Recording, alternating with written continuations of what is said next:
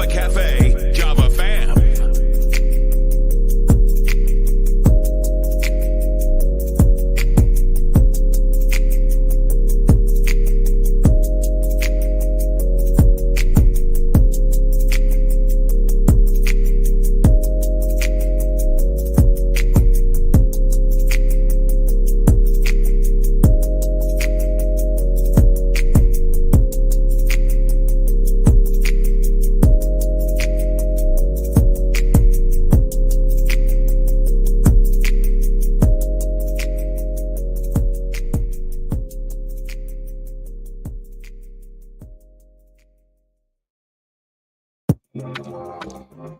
Good morning.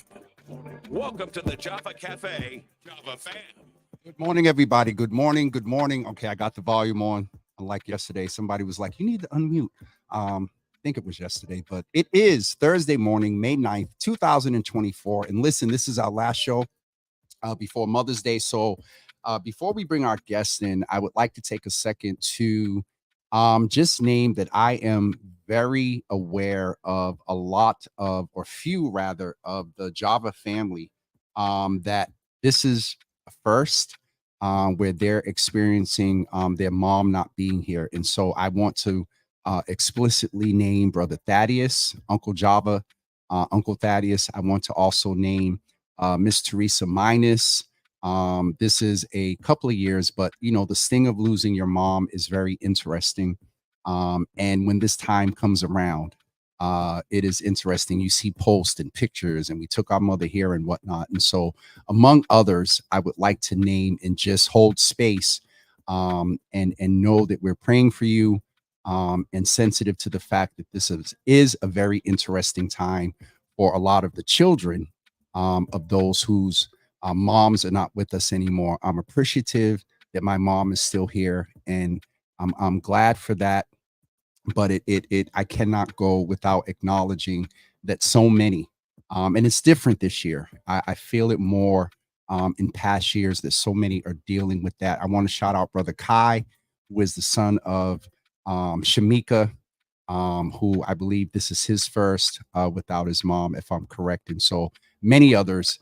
But I want to also hold space, as we've done every year since we've had Java with Jimmy, leading up to the Mother's Day Walk for Peace, or the Mother's Walk for Peace. We bring in those from the Peace Institute.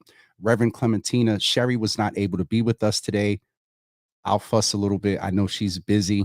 However, she is moving on and doing a lot of other things, and has entrusted for the past couple of years her daughter, and also a good friend and someone that I've known and seen come up through the ranks there at the Peace Institute. And they are the co-directors of the Peace Institute. And along with them, we have a good friend and sister with whom I used to attend high school, in church, and also in 2008, February of 2018, she attended a meeting that we hosted. And from there, this is 2024. For the past 6 years, she has been advocating like crazy for justice, and also holding space for moms. I will name that, you know, she's not a public speaker. And she was like, Jimmy, I got notes. And I said, nope, sis, you're going to speak from the heart. So please do me a favor, go in the comments and welcome my guest today, in the persons of Tasha, who is Darrion's mom, also Rachel, and also Alexandra, who I may call, you know, Allie here and there, because we are all friends and longtime friends. And so first of all, thank all of you for being here. Because in a few days, one of Boston's biggest premier events is happening, and I know you all are in the midst of logistics planning. I also want to name and hold space. I'm appreciative of the Louis D. Brown Peace Institute, which is my fiscal conduit. And they allow me to be able to do some of the nonprofit work and some of the giveaways and things that we're doing this weekend. And so we'll talk more about that later. This is their space today. So welcome, Tasha. Welcome, Alexandra, and also welcome, Rachel. And Tasha, we'll start with you. Please greet the people, say good morning.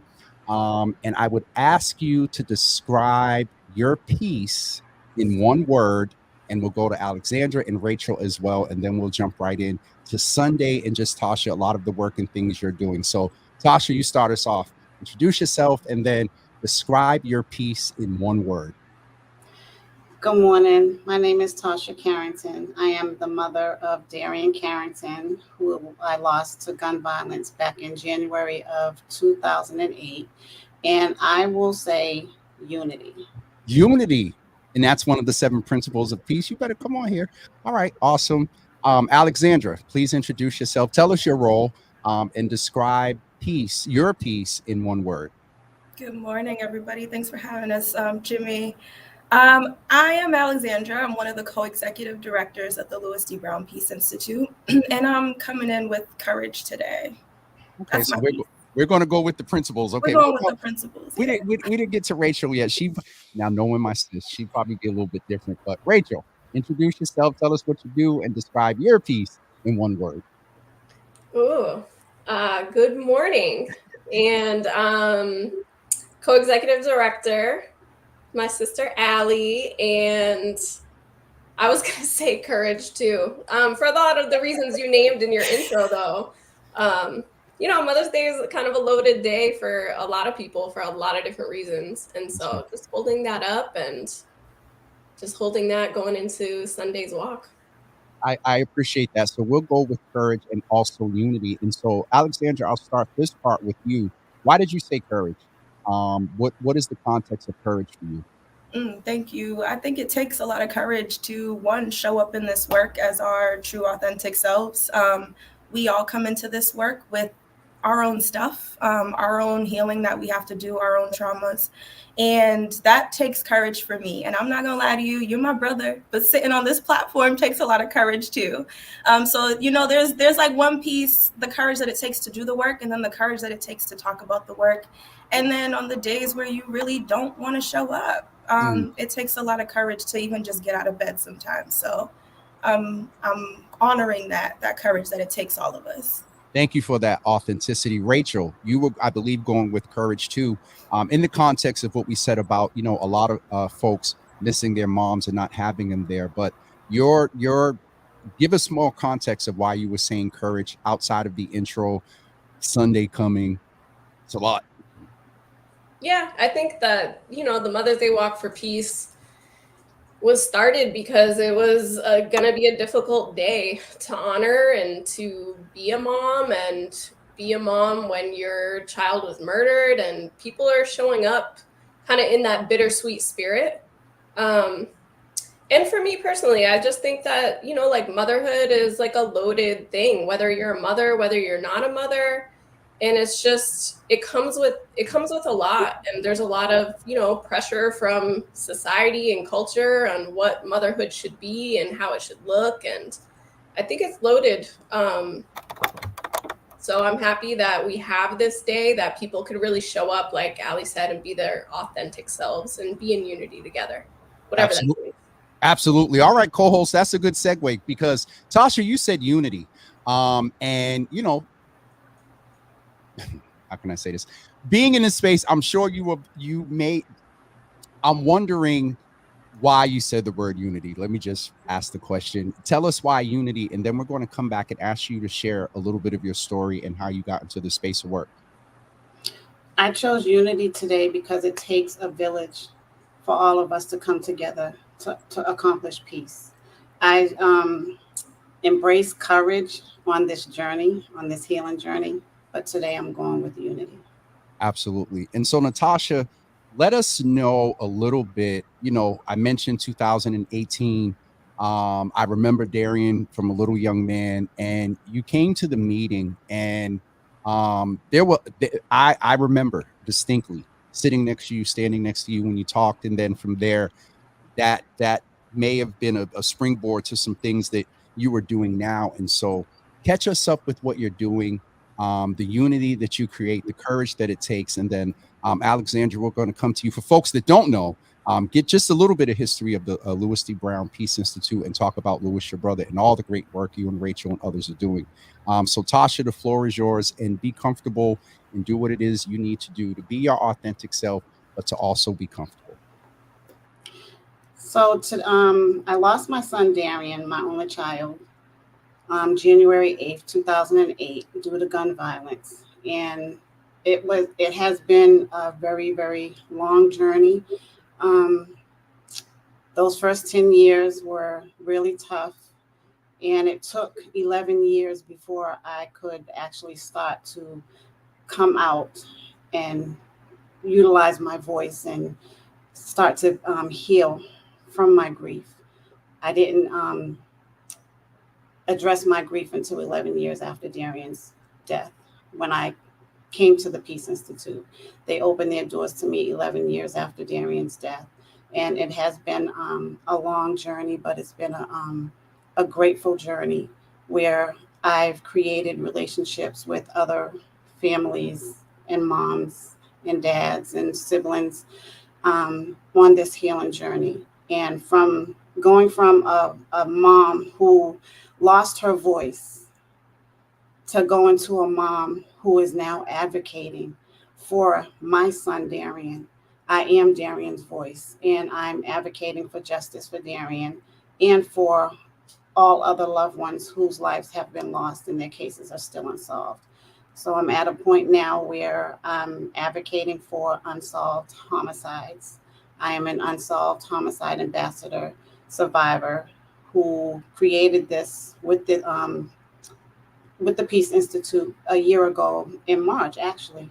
I'm concerned about the processes that how we experience not so good processes with the homicide department and so on. So to be able to create this and make it public, where people who are 10 years and over with their loved ones' cases that are unsolved, to bring them back to the forefront, because we're survivors who don't have any information due to lack of communication and the experiences that we have with the homicide department. So we're working hard to bring to light unsolved cases that are now cold cases. We want to know, what is the process for the cold cases? What is the status for our loved ones? Because a lot of us don't know the statuses on our loved ones' cases. Absolutely. We'll come back and talk a little bit more about how things happen from that first aid conversation to, I forgot who, I don't know if Bobby Murner or someone was there from the homicide unit till now. It's been 6 years in this space and then 11 on your healing. So thank you for your transparency, and you're doing fine, sis. You good. So Alexandra, let me ask you, the Louis D. Brown Peace Institute is not just, with all due, a random name. It is not just, named after a funder or something like that. Louis D. Brown was your brother. And so, ma'am, can you just give us a little bit how this started?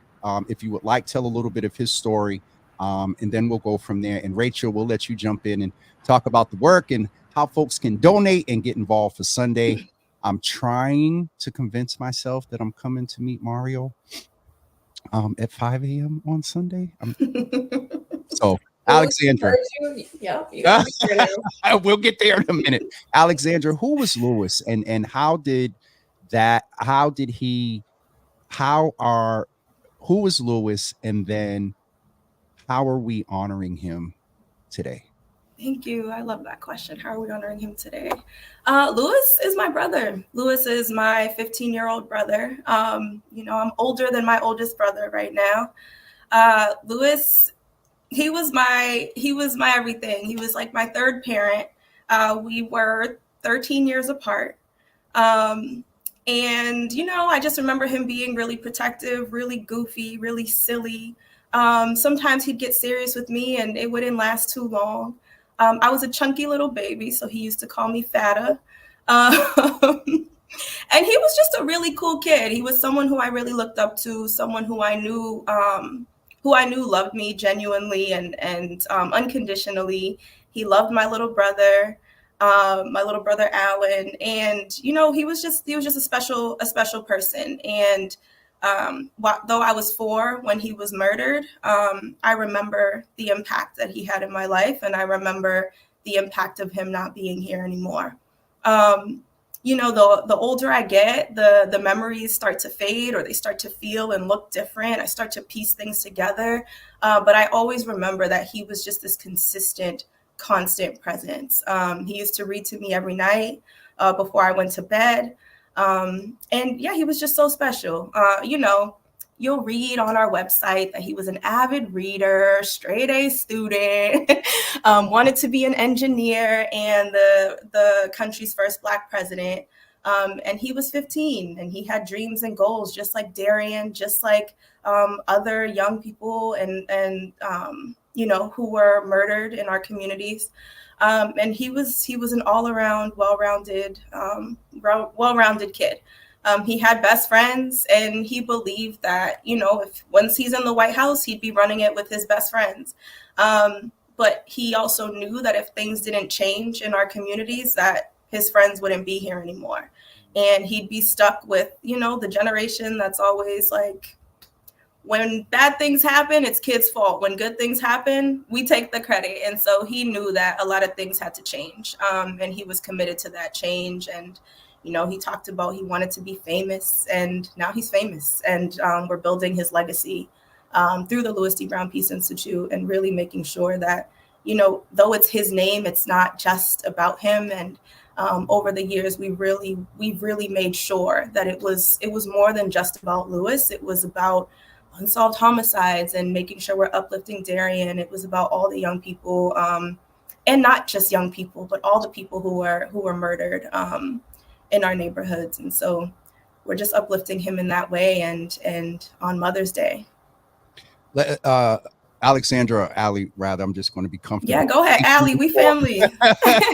Thank you, for naming and also I wanted to articulate the fact, because I remember like hearing the news that night and hearing about it over the next few days. And let's just name, he was an advocate and was on his way to an event and whatnot. And so thank you so much. Thank you and Tina and the rest of the family who have been selfless in making sure that other families are supported. Initially on, when I would talk about the Peace Institute over a decade ago, I would at first say, the buttons.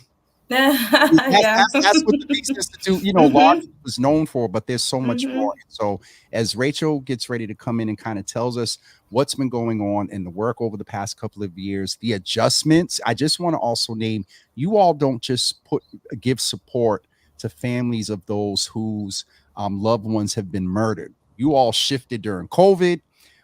There's other spaces and things, and it's not just by gun violence, any type of violence or any type of death, you all service and support. And so Rachel, can you tell us like where things are with what you guys are doing? And then we're going to get ready, all four of us, to jump in, tell folks how they can donate, get involved, and get ready for Sunday. Yeah, this is our 30th year, James. 30 years of the Peace Institute. 28th walk for peace. So just the same way that, the Peace Institute was founded, it was intentionally founded to really create peace and to carry on Louis's vision. And to do that with young people and to give, schools the tools to talk to kids about loss and grief. Our curriculum was like the first one to really address that in the schools. Clementina never really anticipated on doing the homicide response work that we do now. The city just started, this was under Menino's administration. The city just started calling Clementina, Allie's parents, like, you guys have been through this, like, can you help these families? And she created a protocol and a process to do that. So we really have become that part of the infrastructure of the city of Boston for homicide response. And, through the years, the same way we were kind of kicked into doing that work because we were able and we had a vision and we have the expertise to do it. We have definitely, supported families during the pandemic when we were just losing so many, friends, neighbors, and also like our survivors network really was hit hard by COVID. And so we really supported families through that with, unfortunately, enable for people to get on a healing journey. You have to really be able to bury your loved one or lay them to rest with dignity and respect without the stress of the financial resources. And we feel like that's so critical to like creating cycles of peace and to like getting on a healing journey, that you just know that your loved one is gonna have a dignified, going home service, that you don't have to stress about, and that you could really just focus on that. And so we took, supported people through COVID. We also partner with Dee Dee's Cry around suicides. Yes, shout out to Toy. Yes. Yep. So if folks die by suicide and their family needs support, we've been able to partner with her and also offer burial assistance around that, and also through overdoses. It's like, these are 3 really stigmatized deaths that hit us in our community so hard. And so we're really working to meet people's needs and make sure that they can bury their loved ones with dignity and compassion, regardless of the circumstances. We're currently advocating really hard at the city council. I'm sure they're all like sick of seeing me in there for like all of their hearings, but we're really working with them, and they've been really supportive and working with us to try to amend the city's budget so that we can increase the burial fund. Currently, we were able to get the city to put in $50,000 for homicide burials. We spent, just for knowledge, we spent $269,000 last year on funeral and burial services. That's just like cemeteries alone. So we're working with the city and working with our city councilors to amend the budget this year to get some serious increases, not just for the burial fund, but also to support the work that we're doing. So I just wanted to put that plug out there. I'll be at City Hall again tomorrow for another hearing. We're doing a lot, and we're excited about it. We'll come back. If you can get a link or whatever it is that we need to put in the to make sure that folks know. And I just wanted to acknowledge that we have for those of you that screenshot, you can take a screenshot here, but we've also hyperlinked the Mother's Day, the Walk for Peace link for you to go. That's the link there for you to register, to donate, to sponsor, and to find a team that you want to be a part of. And so that is hyperlinked in the comments. Michelle D. Smith is saying, Rachel, keep on persisting and making an impact along with the LDBPI. Wow, I never said that out loud. I've typed it hundreds of times, but to say it out loud, the LDB, because I say the whole thing, the Louis D. Brown Peace Institute, the LDBPI fam. Michelle, thank you for that. Thanks, Michelle. Also, good to see you. Absolutely. I'm just going back to so many memories. So let me get myself together. The other thing I wanted to say is since Councilwoman Ayanna Pressley, who's Congresswoman, I think I attended every one of those hearings, oh God, for about maybe 8 to 10 years. And so let her brother know if I need to come back and be old Jimmy. And so, Rachel, we're going to kind of continue with you a little bit, and Alexandra and Tasha jump in as well. Sunday is the walk. You just said 30 years of service, and this is, first of all, we're getting more seasoned. Let's frame it that way. We're getting more seasoned, not older. 28 years of the Mother's Day Walk for Peace. So the link is there. Rachel, Alexandra, what's the number one thing that you need from people to get ready for the walk, post the walk? Let's just also name, you can donate all the way through Father's Day. And let's just also name, and I'll say this as a testosterone holder on the show, that, there at one point was, and I think, Tasha, if you remember, there was a father at that meeting at the Freedom House that day, and he named that there are fathers that are hurting and need healing too. And so I want to allow space, Tasha, for you to speak to that, and or anything you want to say about the benefit of the walk. But I want Rachel and Alexandra to sort of lay out things, and then Tasha, you talk about the impact, because folks aren't just walking and raising money just to do it. Like this is an example. $200, almost $70,000 of supporting families that want to bury their loved ones with dignity. So this is a free for all. Y'all can go ahead. All right, I'll catch you. So this is our biggest fundraiser for the Louis D. Brown Peace Institute. Our fundraising goal is $600,000.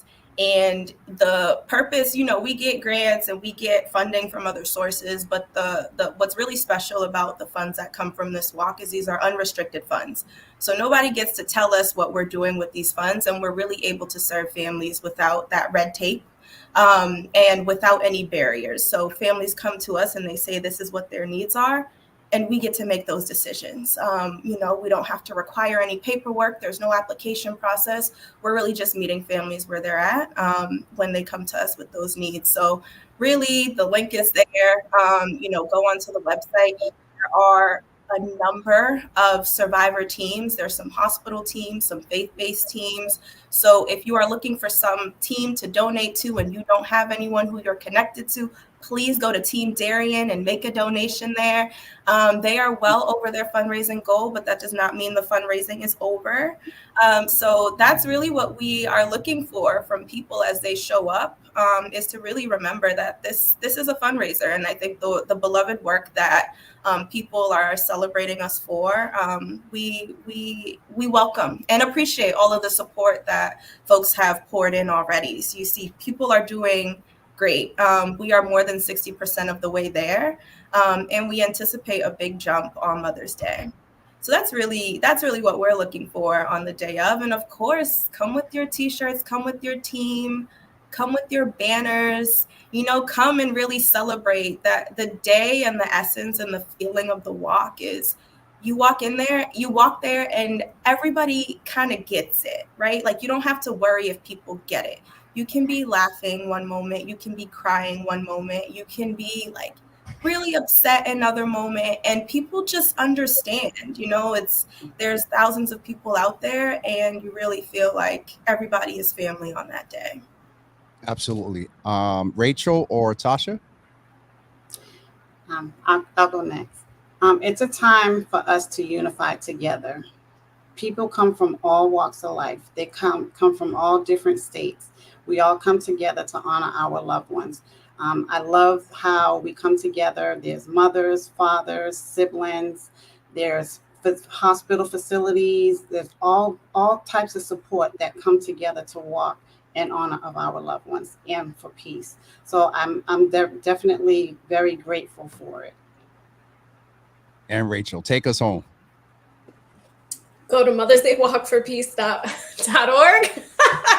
No, honestly, just we appreciate everybody who has gotten us this far. Like the fact that majority of the funds that we raise year after year comes from survivors, comes from families that we've served and community members.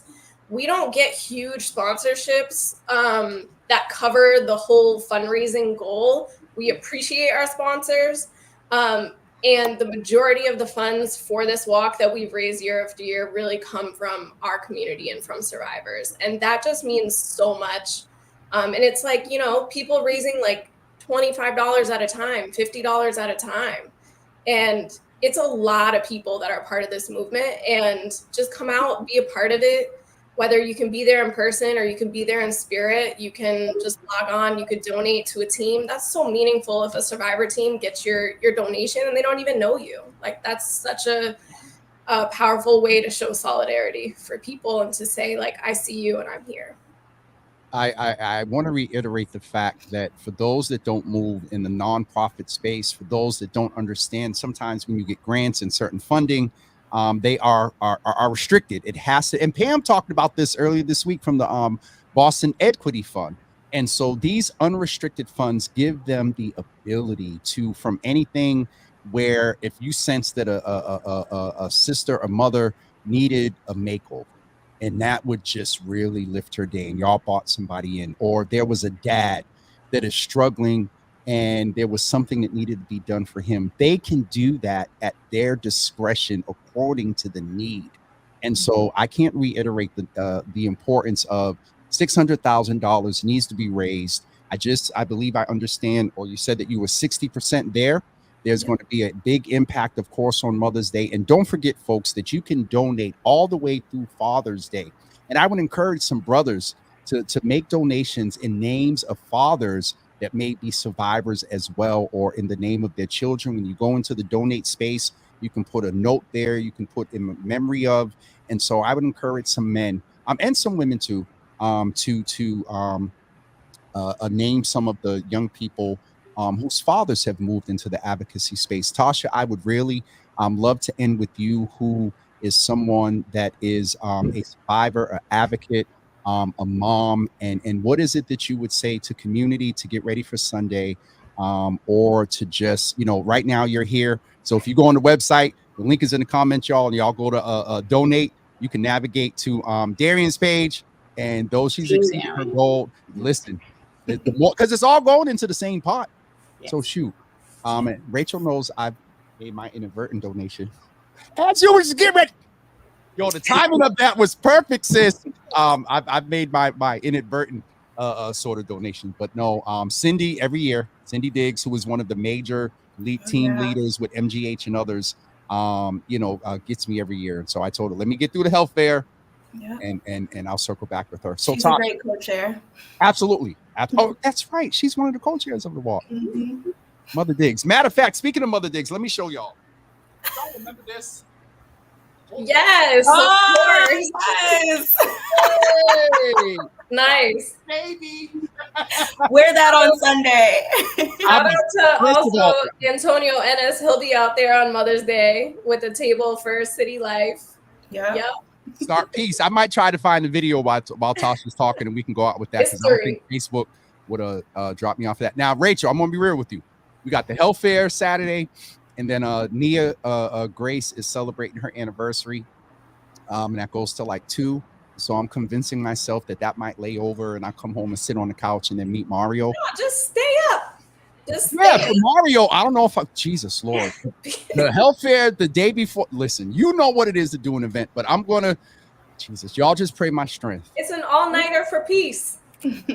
All-nighter for Peace the night before. Yeah. And then on the day of Jesus, you know I'm 52. Then take Monday off. It'll be fine. Yeah, you'll be okay. Tasha, we believe in you. Tasha, take us home, sis.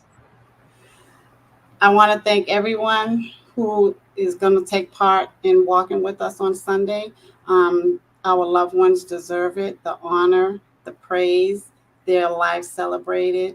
Thank you to the Peace Institute. Thank you, James, for this opportunity. On this you know, we go back. She said James.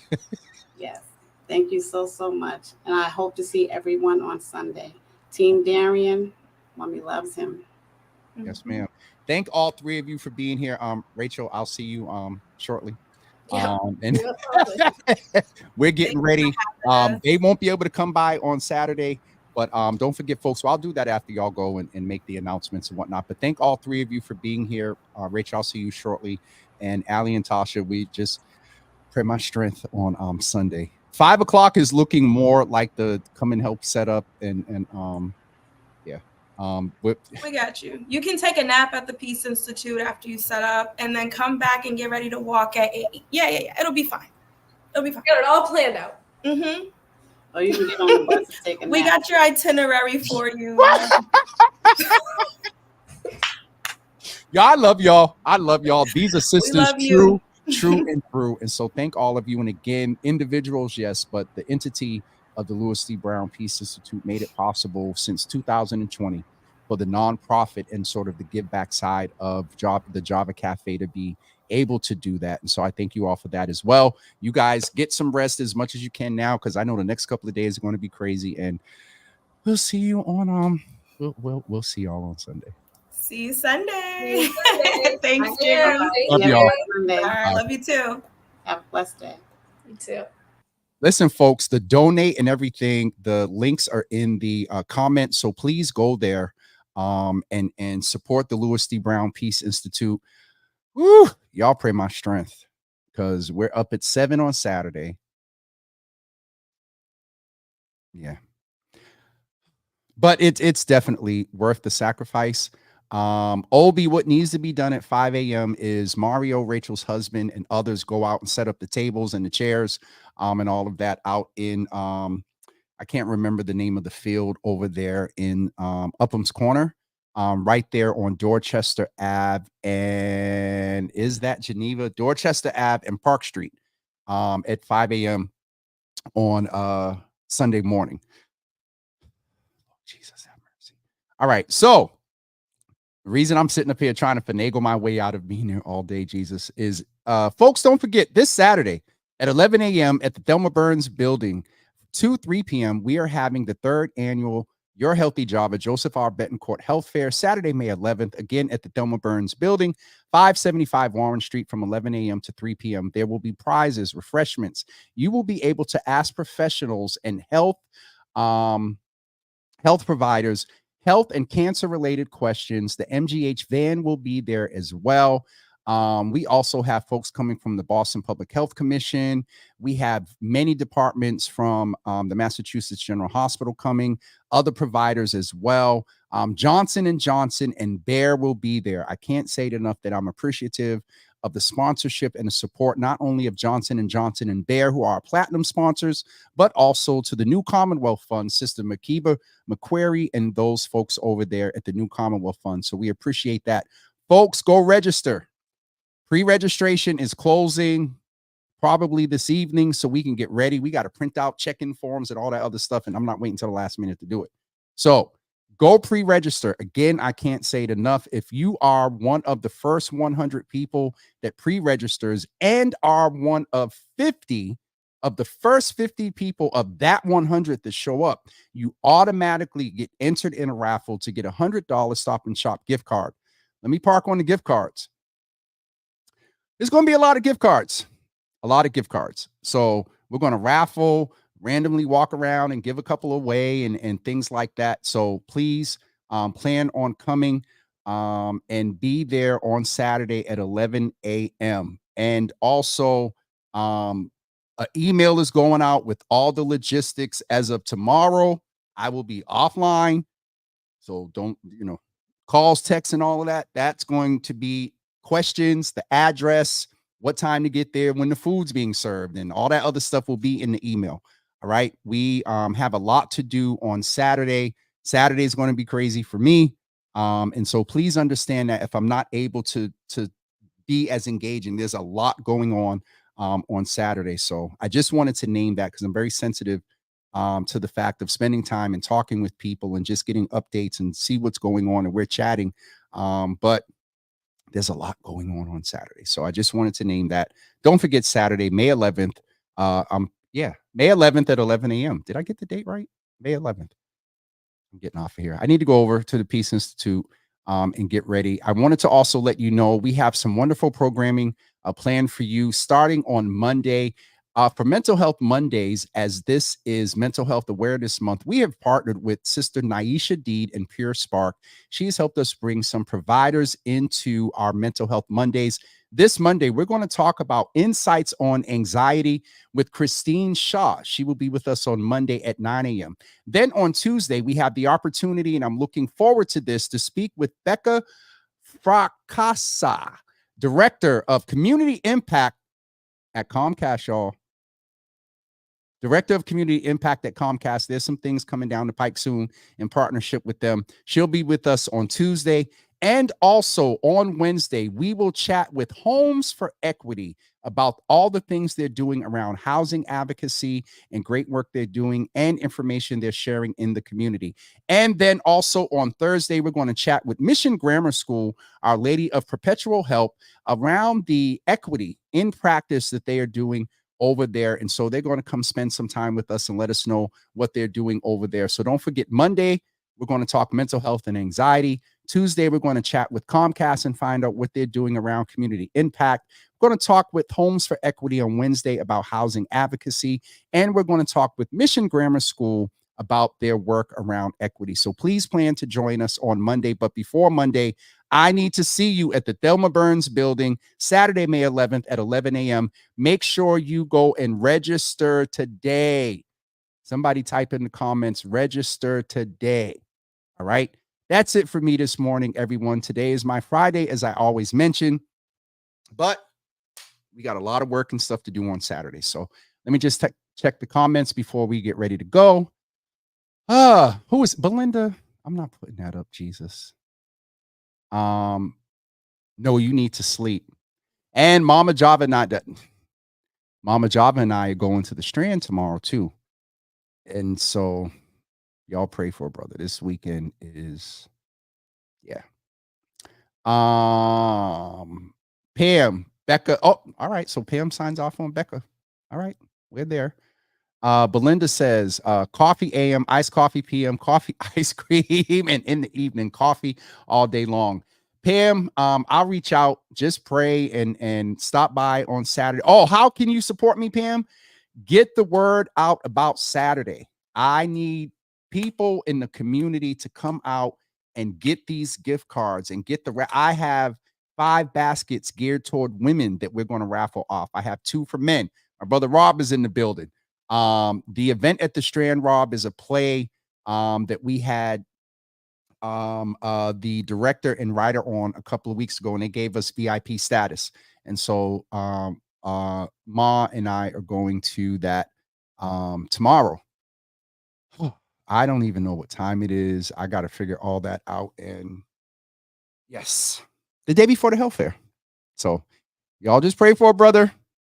And we're going to get through it and get everything done. The play, the health fair, Grace by Nia Saturday night, and the Peace Institute on Sunday. So, and Mother's Day is on Sunday. So, with that being said, we're getting out of here. Pastor Marion said it starts at 8. Jesus. Okay.